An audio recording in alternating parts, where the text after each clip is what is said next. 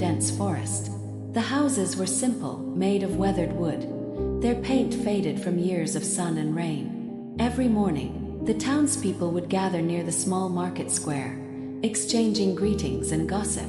Lina, even as a young child, had a sparkle in her eyes that set her apart, a lightness, almost mischievous, that refused to be dimmed by the grayness of the world around her.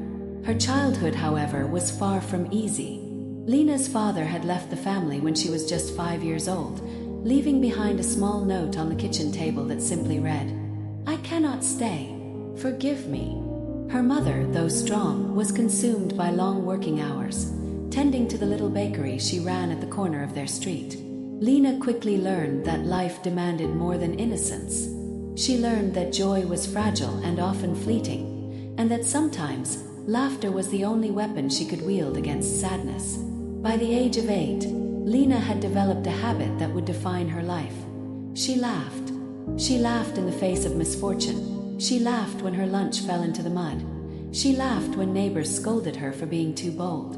Her laughter wasn't always genuine.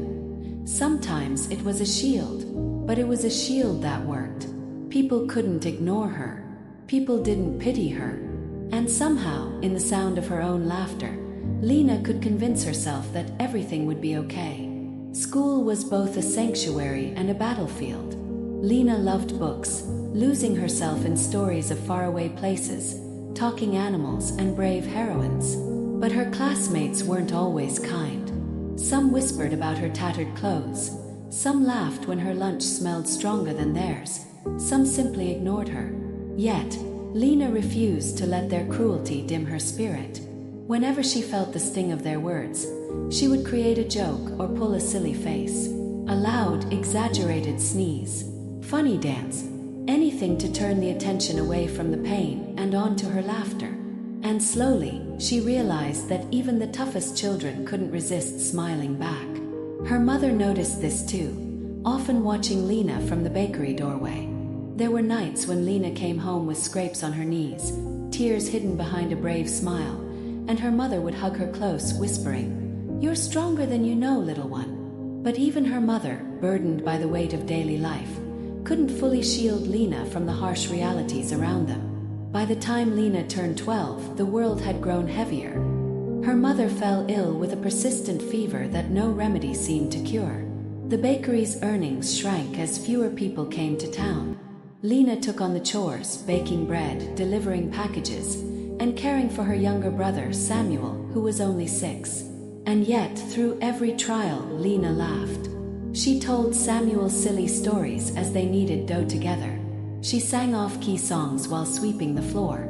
She made funny faces at the grumpy neighbors who complained about the noise. Through her laughter, she kept her family afloat.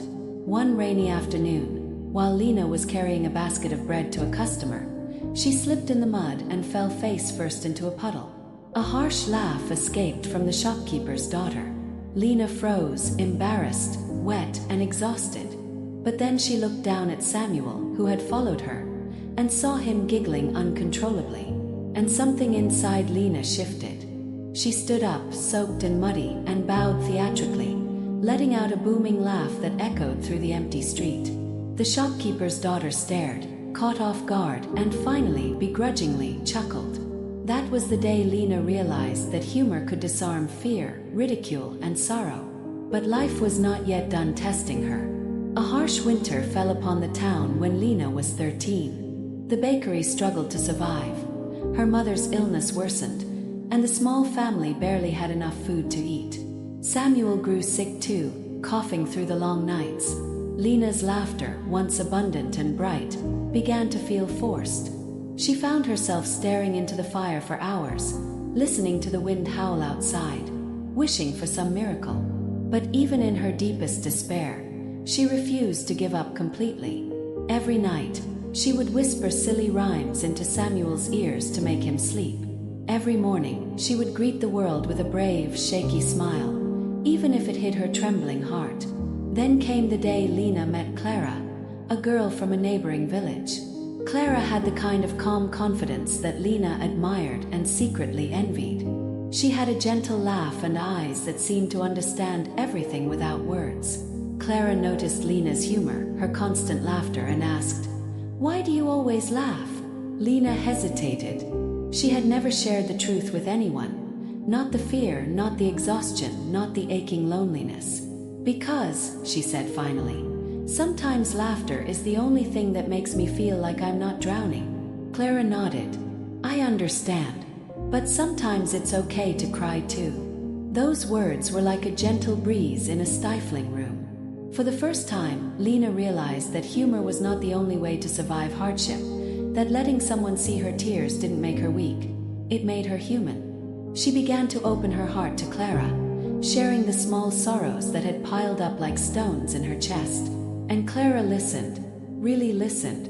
She held Lina's hand as they walked along muddy paths, told her stories, and sometimes simply stayed silent with her, letting the world pause for a while.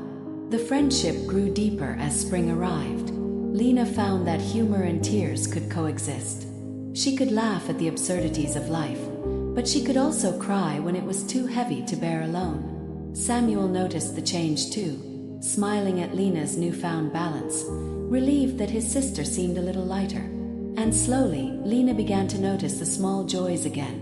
The warmth of the sun on her face, the smell of fresh bread, the laughter of other children playing in the streets.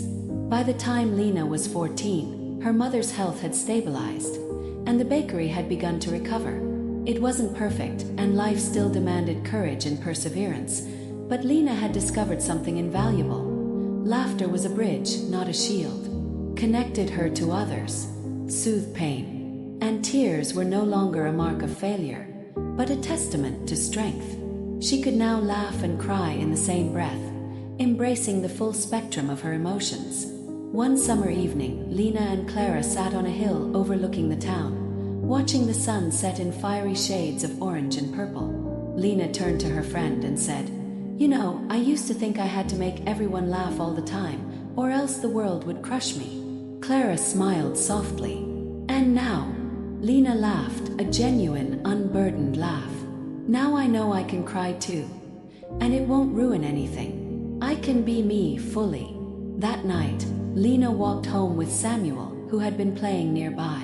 She carried a small basket of bread for her mother and hummed a tune that had no words but expressed everything she felt. Her laughter and her tears mingled freely, and for the first time in years, she felt truly alive.